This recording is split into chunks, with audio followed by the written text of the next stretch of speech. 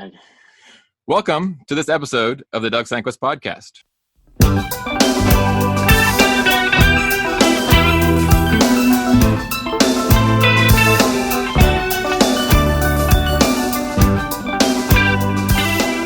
Today's guest is Dr. Andrew Cohen.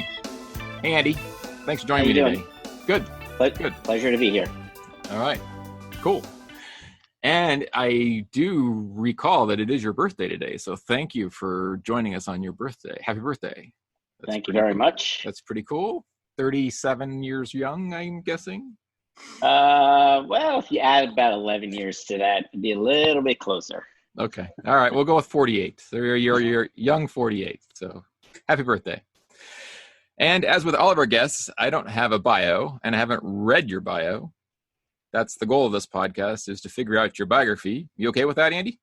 Absolutely. All right. So to start these little sessions, I have a list of 10 quick and easy starter questions. There are no maybes in here, so it's either yes, no, or pick one. You got it? Absolutely. All right. So the first one is gummy bears or M&Ms? M&Ms. Sweet or salty? Salty. Hot or cold? Hot. Would you consider wearing flip-flops to Disney World? Never. It's good. I'm amazed that people do. That's why I put it in there. Are you an early riser or a night owl? Night owl. Cow or chicken? Chicken. Short hair or long hair? Short. Tattoos, yay or nay? Yay. All right, cool. Coffee or tea? Coffee. Cake or pie? Ugh. I can't do a neither. Nope. Cake. You having cake today or pie? Hopefully you're having cake. I don't think there's anything coming today, but yeah, it will be pie. It'll be pizza pie. Okay. All right. There we go. Okay. That could be a reasonable hedge. And the bonus question, number 11, is sauerkraut. Love it or hate it? Hate it. Okay. Cool. All right. So that wasn't that bad, right? Nope. That's pretty easy. All right. So what was your earliest childhood memory? Wow. So that's an interesting question because I actually don't remember much of my childhood. I've actually wondered why and have had conversations about that. And I think the reason why we came up with, when I say we, it's a variety of medical professionals and family, is that when I was very young, I was in a terrible car accident. I was 5, and what came out of that, it was I pretty much blocked everything out for a few years, and then it came roaring back when I was 9, and I developed a very fearful personality, lacking confidence, and I guess I was scared a lot. And probably up until maybe 16, 17 years old, I carried this around, and it was a huge anchor. And what we kind of think is that in order for me not to feel that way and become productive and have a productive life, I basically closed the door on that part of my life.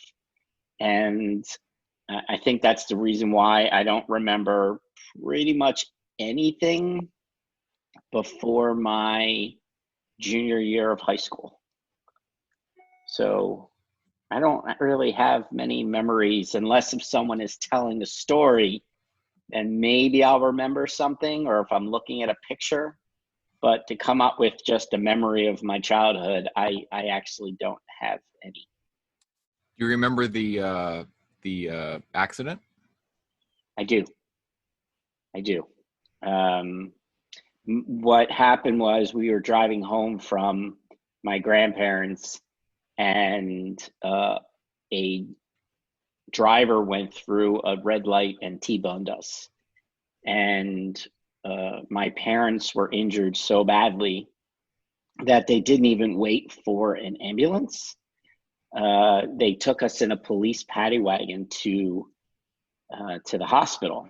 And back in 1977, nobody wore seatbelts. So my mother hit the dashboard and broke her nose, and she was wearing white gloves. And the memory that I have is that her gloves were red, and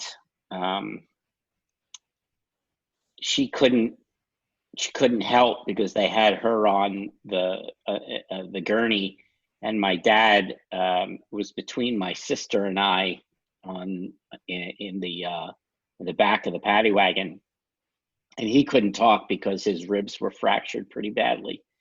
So by the time I got to the hospital, I was cracking jokes, and everyone thought that I was the most adjusted kid in the world, but when it turned out that I completely blocked it out.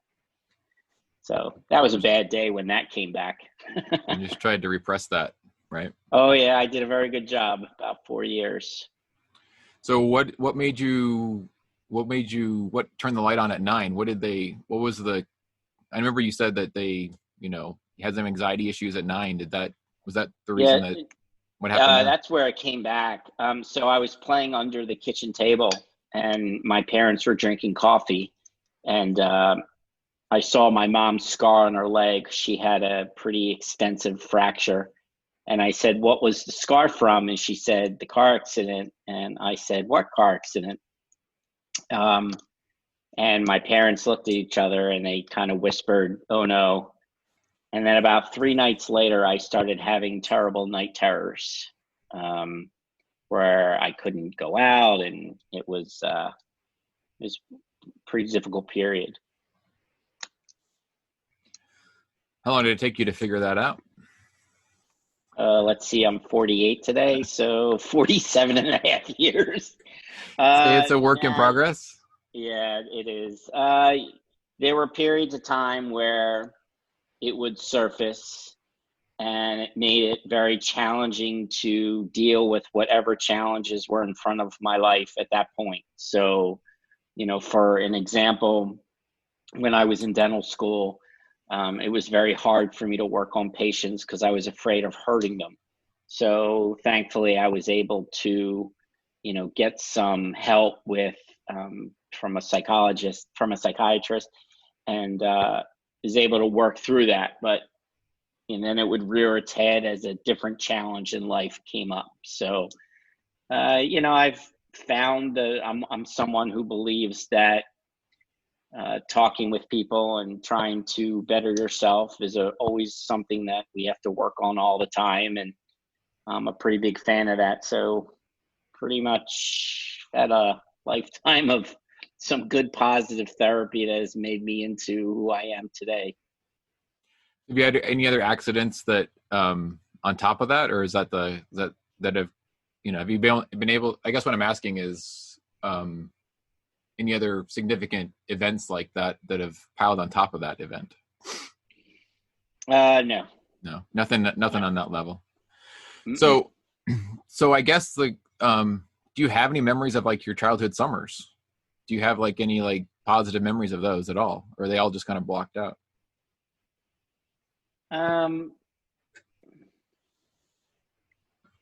Some,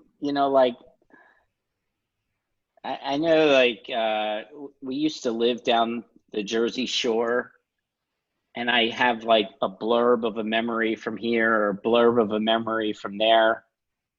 But the memory would be playing stickball, and that would be it. Or, going to the beach, not something that I could give any significant detail about. I have a memory from, going to an overnight camp. It was a sports camp in Maine, but I don't really remember any details. So at what age do you have summer memories? Like 15, 16? It's high school, teenage, high school, college? Probably around 1989 would be when I could really start giving lots of details of lots of events, of things that we did on like a regular basis. So I was probably around 17, 18 years old. Wow. Do you wish you could remember those things? Yeah, I mean, it's family. We joke, it's like I had a pretty darn good childhood. I had very supportive parents. Um, I'm not, I didn't grow up with many wants. I didn't really want that many things, but, if I ever needed something, I had a family structure that supported me both, physically, mentally, emotionally. So I had a really great childhood, and, you know, it doesn't make a lot of sense to me with my upbringing why I don't remember a lot, but that's just the way that it is. That's cool. Yeah. I mean, you've done a great job surviving it, which is pretty cool, I So, probably don't want to go back. I don't want to revisit that person, is really what it boils down to. I don't want to revisit someone who was scared and lacked confidence because I didn't like that person. So I've done a pretty darn good job of putting a wall around it. And, I take away a couple bricks here and there as I try to understand so I can be a better person to, a better husband and a better father and a better practitioner. But I don't really, I choose not to look back as much as I can. I think that's fair.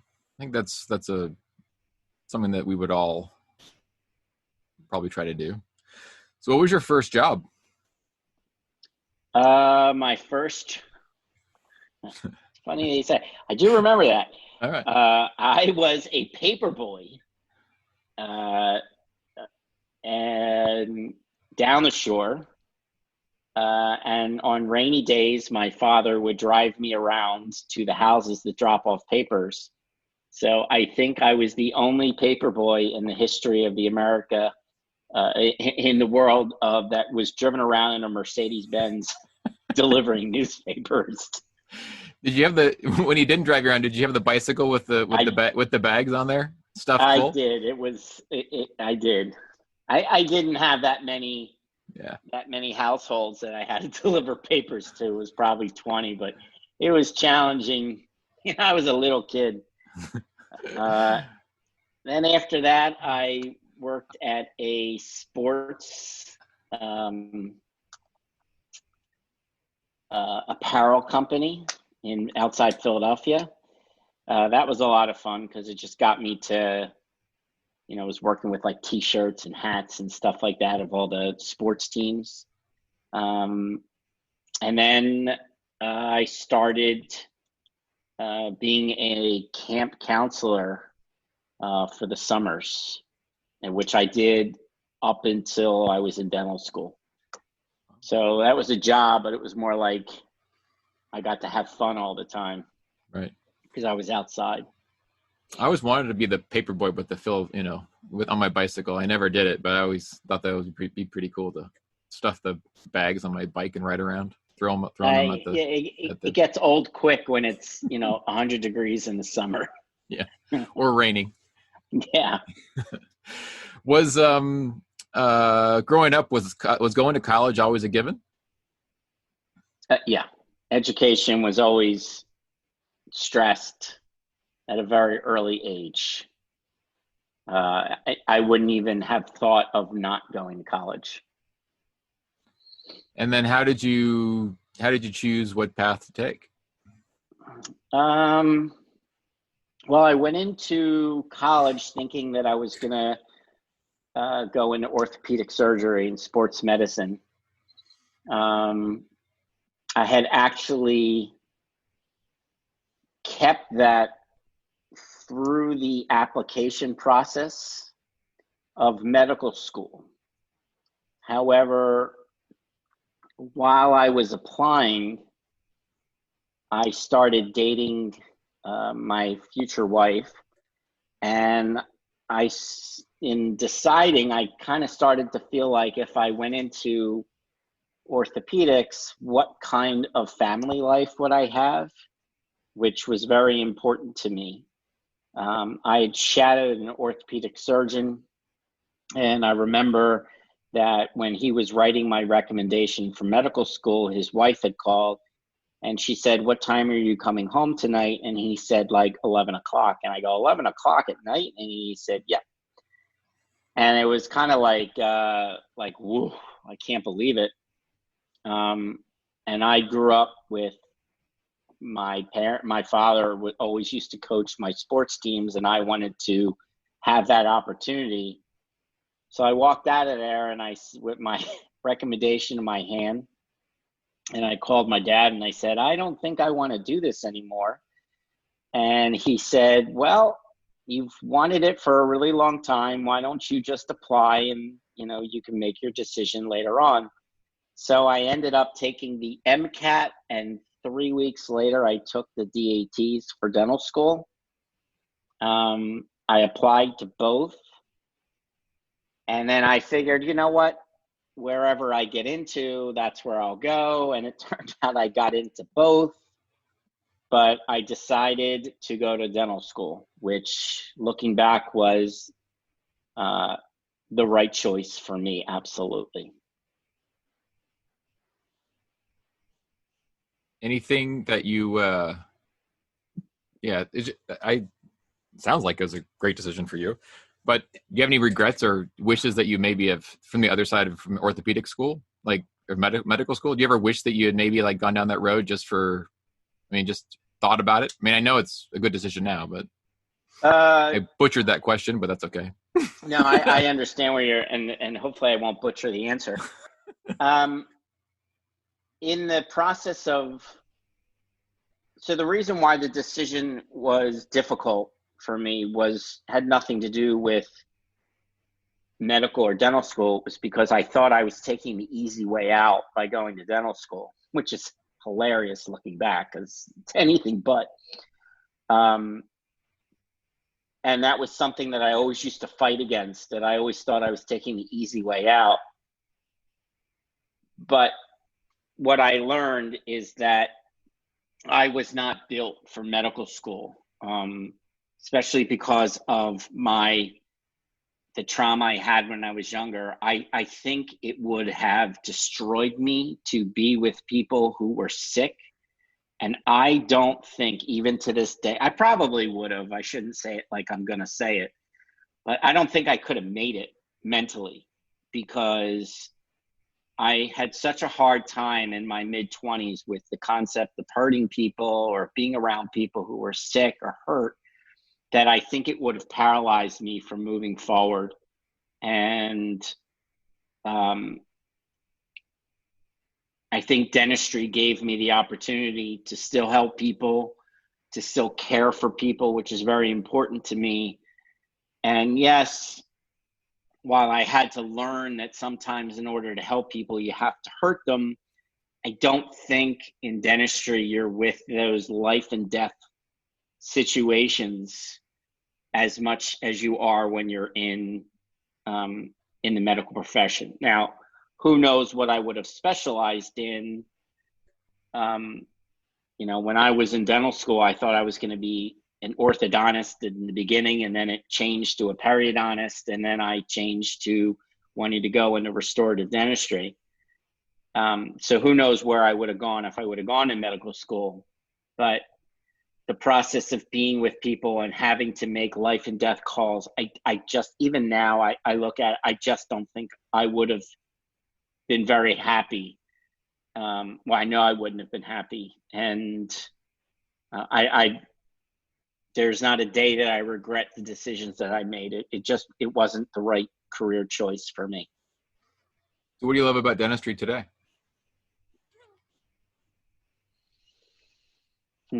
It's a good question. I, I'm not exactly sure. I haven't been practicing in 3 weeks. um, I think there are a lot of different levels of being a dentist. And I think I'd like to consider myself at a really, really high level. And what I mean by that is I'm constantly trying to learn, and I'm constantly trying to do better, and I'm constantly trying to help my colleagues and teach so we can provide the best care. I think that dentistry is actually a subspecialty of medicine, and it just um, never got really included. And I think it should, because I think the oral cavity is the gateway to our medical health. And it's so important to be able to help patients be as healthy as they choose to be. And I think it starts with how we care for ourselves, how we sleep, how we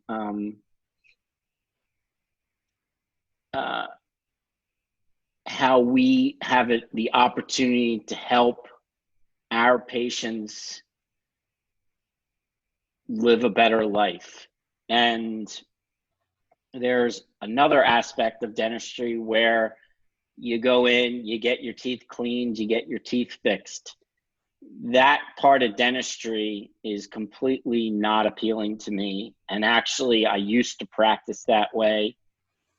And I almost got burnt out. There was no enjoyment. And when I started looking at things comprehensively from outside in, I felt a greater appreciation of how much I was able to help each patient live a healthier life.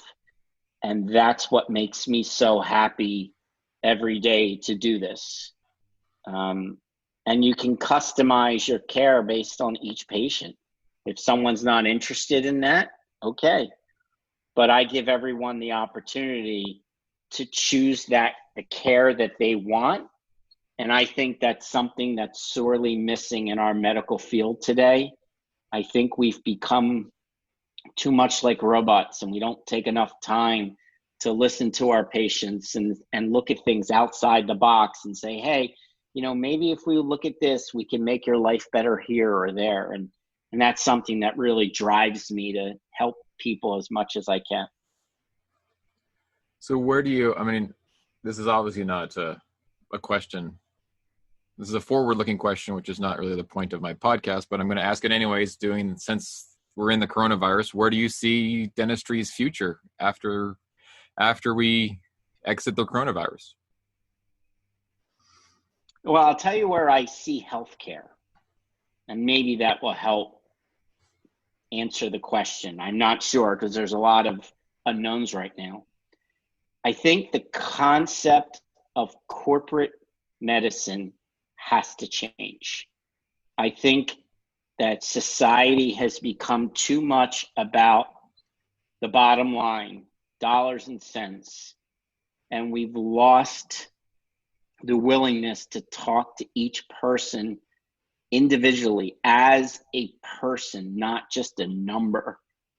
And I think if more of us in healthcare can spend a little bit more time with each patient to help them, I think the world will be a better and safer place.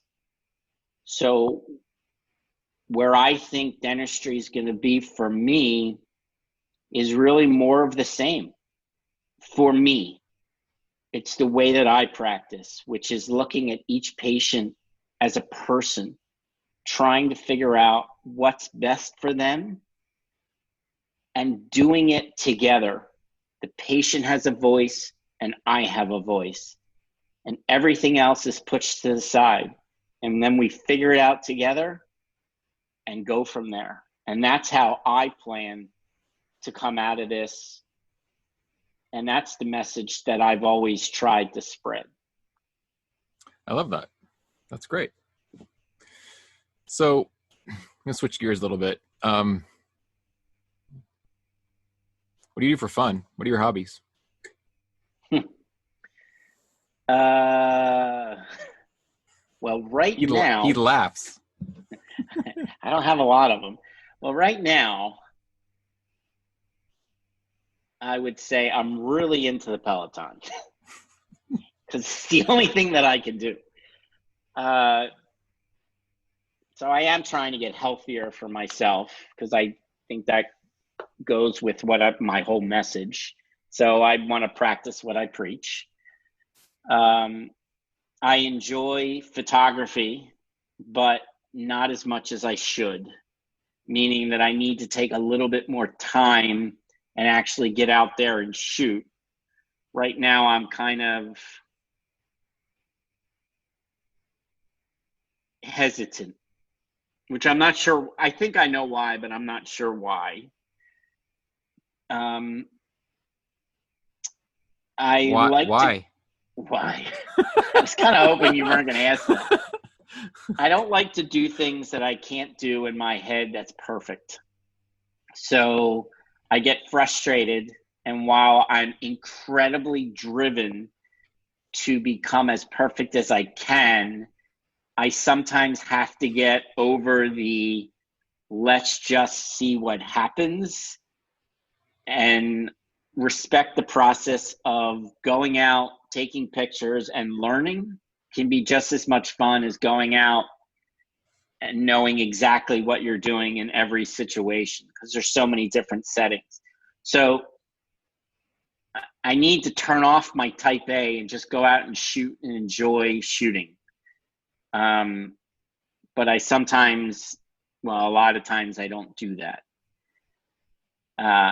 And the interesting thing is I should, because one of the greatest accomplishments I've ever had in my life is a picture that I took with you in Utah and blew it up and is in my office.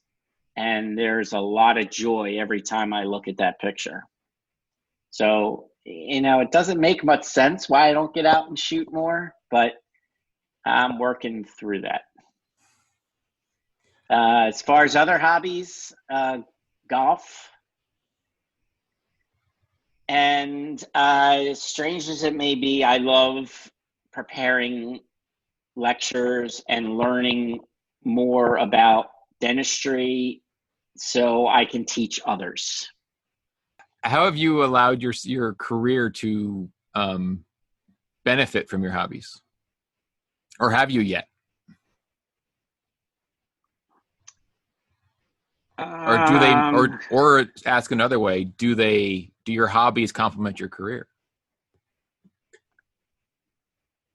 So golf is almost, well, okay. So I think photography has helped with my dentistry for sure. As a matter of fact, why I chose photography was because I do a lot of photography in dentistry. And I do that so I can help treatment plan and understand each individual person's case. But that's done for me in the office in a very systematic approach. There was no beauty associated with it. And what I love about the hobby of photography is that I'm searching for the beauty so I can almost relive the moment I took the shot.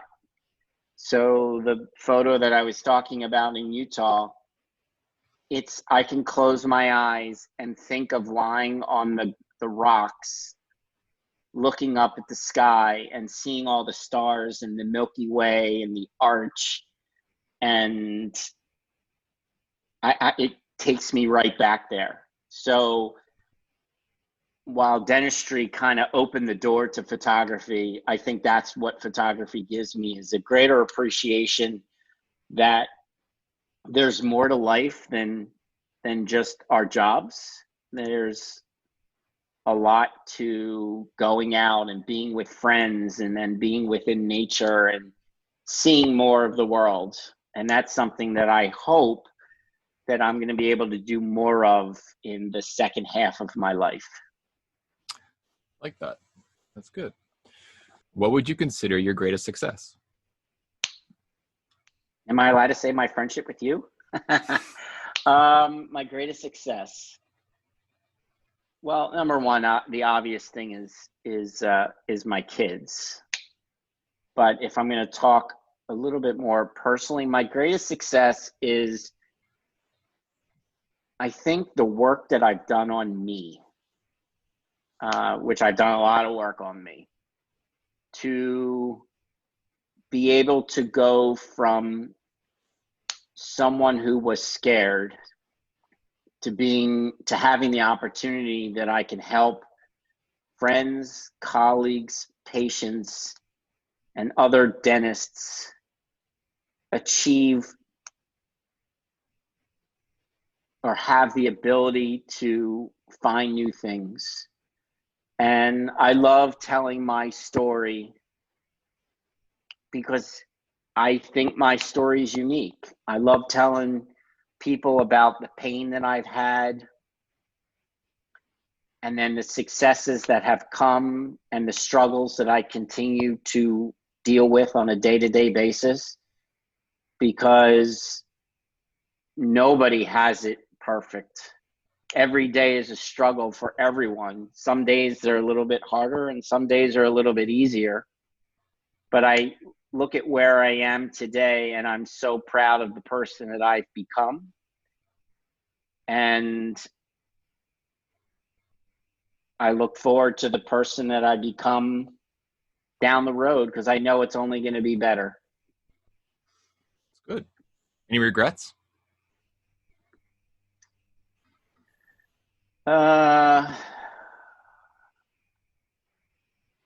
I wish I didn't have to suffer as much as I did. I made that very hard on friends and family. It was hard to be around me for a while, so I regret that.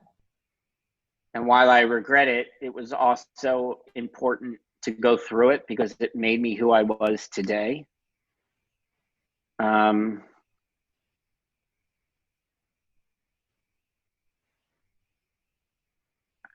I really, you know what? I don't really regret that much. I am a firm believer that the decisions that I made at the time were the best decision that I could make.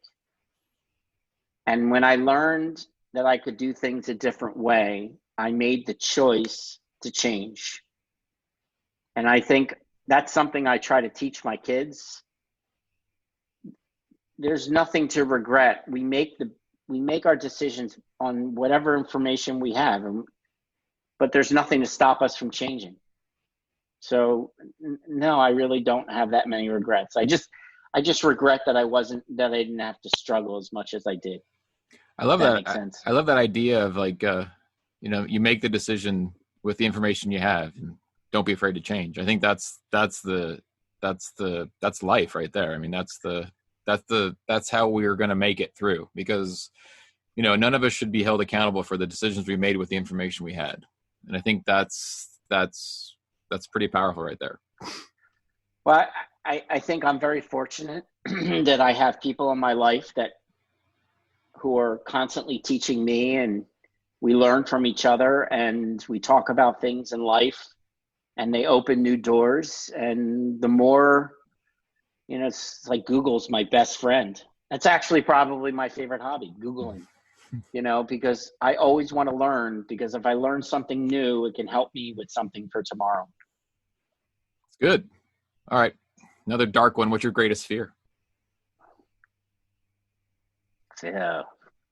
Did you see me try to say something? I just blocked it.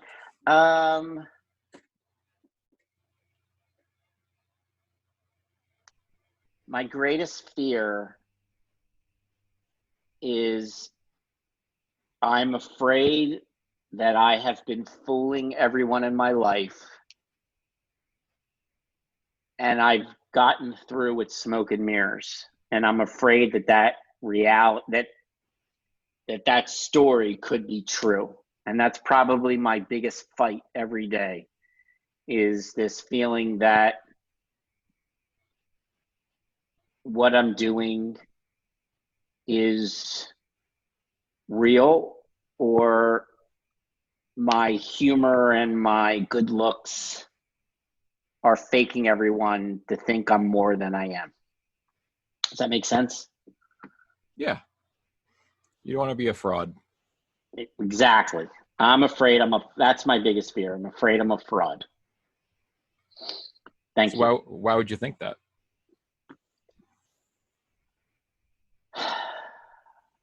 Well, it's currently what I'm trying to work on right now. I'm not exactly sure why, but it is something that I think, you know what, actually, I'm starting to understand why. We tell ourselves stories. We try to read people's minds and make assumptions. And a lot of those stories and assumptions and thoughts that we have live in the world. It's not reality, but they take on a life of their own. And what I'm trying to work on is to not tell myself so many stories. Yeah, I think that is the biggest,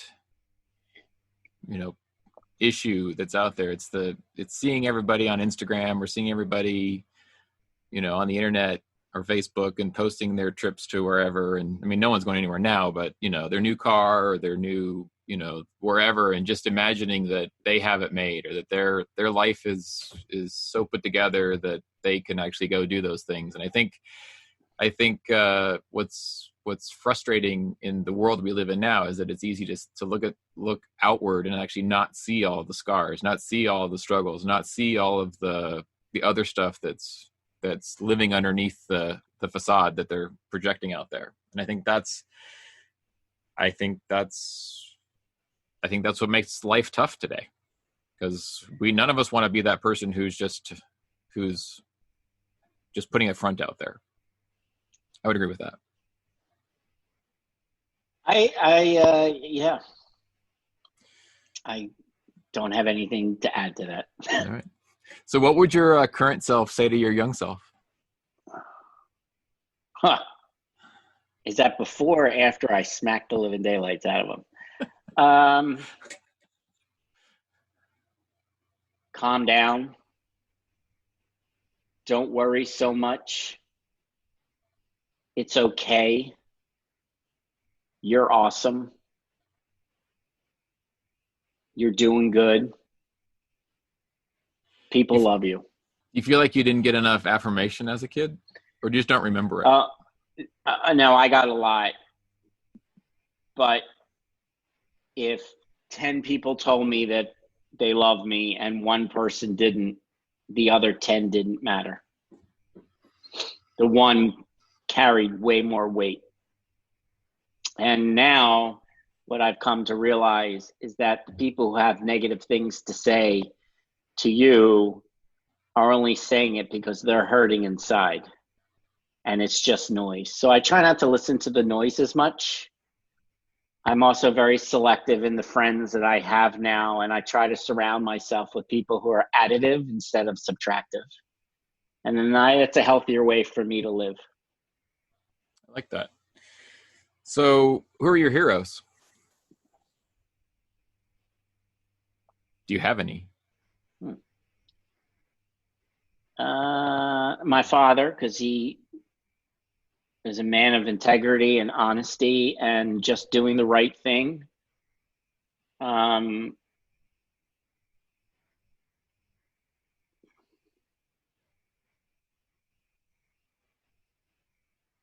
going to throw Iron Man in because he's just so cool. Man, I've never really thought, at 48 years old, you think, do I even need to have a hero?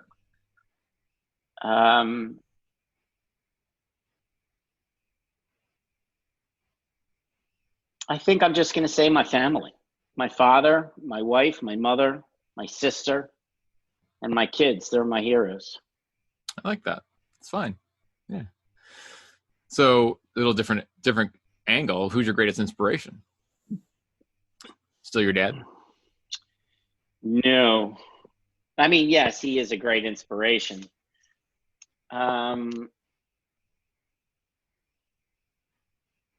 So I'm going to go a little different, and hopefully it's not narcissistic, but I'm going to say my greatest inspiration is me. Okay. Explain that. Expand on that a little bit. I was kind of hoping you were just going to say I like that. um, I am incredibly strong-willed to succeed, and there is no one in the world who can inspire me more than myself. So I'm always looking for the next hill to go over, the next mountain to climb, because I feel like what's on the other side is more information, greater ability to help others, greater ability to help myself. So while I've had people in my life who have helped, maybe shown me a way, I think it all ultimately comes back to me and pushing forward. So I look within. I like that. I like that too. You know, so that's what keeps you going forward. It's the actually internal desire. Yeah, it's actually why I'm struggling so much. I mean, I think, what am I, on my third week of being home and not working? It really just started to hit me like, where'd my drive go? You know, I'm used to waking up and trying to better myself every single day. And right now I'm in a phase where I am not really looking for any answers. And that's a very challenging thing for me to deal with, which I'm actually happy that you asked me to do this, because it's given me a lot of insight. And it's actually kind of relit a fire that I can't let this virus and quarantine stop me from what my personal goals are, which is ultimately knowledge. I'm right there with you. I mean, I think that's why we can look at this situation that we're in and say, you know what, woe is me, or we have to look at it and say, where do we go from here? And I think now is the time to actually start asking those questions and start finding out who those leaders are going to be and finding out what those stories are. And ultimately, that's the reason why we're all here. I'd rather, yeah. So what I hope to be able to do sooner than later is to get started with that. I've never been very good at waiting. You know, I feel like that, stallion in the gates ready to run in the Kentucky Derby. You know, just open the gates and let me go. And, it's hard sometimes being restrained. But I think ultimately what I've come to realize is I'm not being restrained. I just have to figure out a different way to accomplish my goals. And I really think that's the difference between success and failure. Life is going to put challenges in front of us all. Everybody has them. Nobody has it perfect. The people who inspire me are the ones who are constantly looking at a different and better way to do things. And maybe they go down a route and they say, you know what? That wasn't a better way. Okay, well then we can change it up. But expecting to do the same thing and nothing is going to change, I think it's very short-sighted.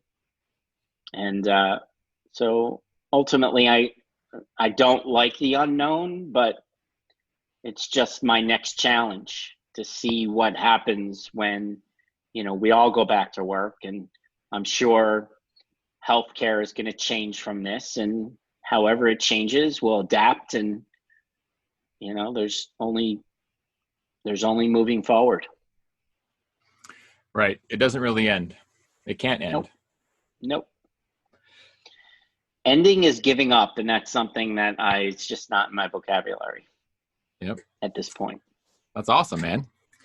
So if I had to put a biography together, for Dr. Cohen, I think I would probably say something like, Dr. Cohen is an amazing dentist who cares deeply for his patients, who wants the best for them in every aspect of their care, and is going to research and search for the best information he can, and he's going to count on himself to be able to get that information for them the best way he can. And he's going to have a good time doing it.